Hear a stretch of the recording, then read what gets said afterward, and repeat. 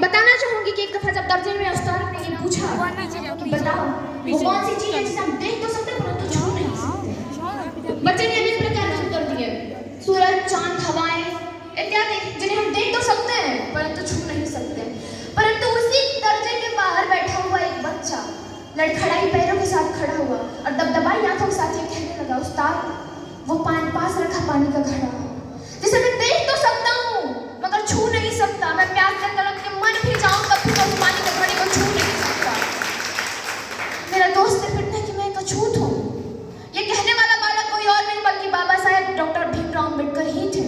जब उन्होंने ये दर्ज किया, ये जाहिर किया अपने वालिदैन से कि मैं पढ़ना चाहता हूँ, मैं कुछ करना चाहता हूँ, मैं समाज की गंदगी को, इस सोच को बदलना चाहता हूँ, उनके वालिदैन उन्हें समझाते हुए कहने लगे, बेटा तुम नहीं पढ़ सकते, ना तो हमारी आर्थिक स्थिति सही है, ना हमारी आर्थिक स्थिति सही है, ना हम ऊंचे जाति के, तुम कैसे पढ़ोगे, हाउ इट इज पॉसिबल, तुम नहीं पढ़ सकते।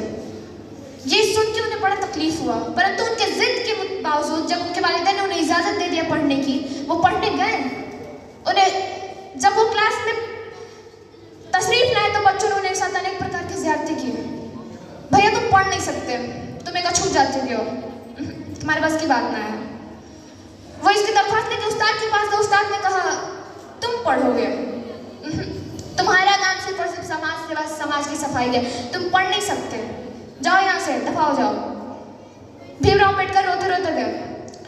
कृष्ण सतपाल जी का उनके जीवन में अत्यंत महत्वपूर्ण सिद्धांत रहा है कि उन्होंने उन्हें पढ़ाया, विदेश भेजे उनको, और जब पढ़ के वो जब बच्चा जिसे क्लास के बाहर रखा जाता है, जब वो विदेश से पढ़ के आया, 3 PhD की डिग्री और चौथे की उपाधि, 30 से 32 डिग्री लेके 10 से 9 भाषाओं का ज्ञान लेकर जब भारत लौटा, उसने देखा कि अभी भी यहाँ की स्थिति वही की वही है।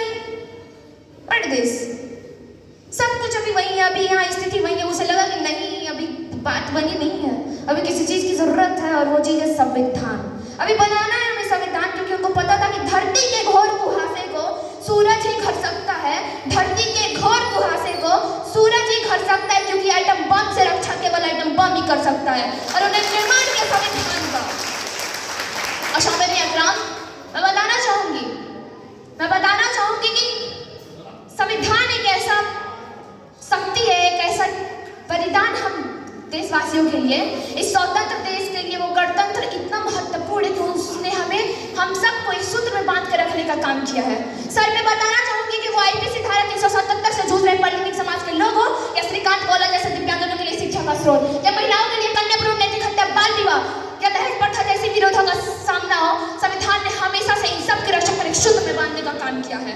मोहतरम मुकाम, मैं बताना चाहूंगी कि आज बाबा साहेब के द्वारा निर्माण के उस संविधान की वजह से ही हमें ये अधिकार मिला है कि हम कहीं भी भाषण दे सकते हैं, कहीं भी बोल सकते हैं, कहीं भी संगठन बना सकते हैं। अब हमें कोई भय नहीं है राजनीतिक और सामाजिक क्रांति का, हम आजाद हैं। हमें गर्व है कि हम इस स्वतंत्र भारत के गणतंत्र नागरिक हैं, हमें गर्व है इस बात का।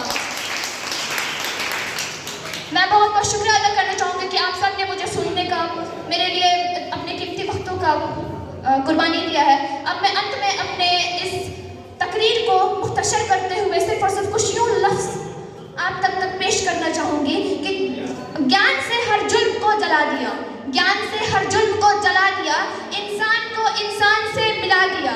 नेता तो बहुत हुए इस देश में जनाब, नेता तो बहुत हुए इस देश में जनाब। मैं ये बताना चाहूँगी कुछ बात तो थी उस अम्बेडकर ने, जो अकेले ही उस अम्बेडकर ने इंडिया का पूरा सोशल सिस्टम हिला दिया।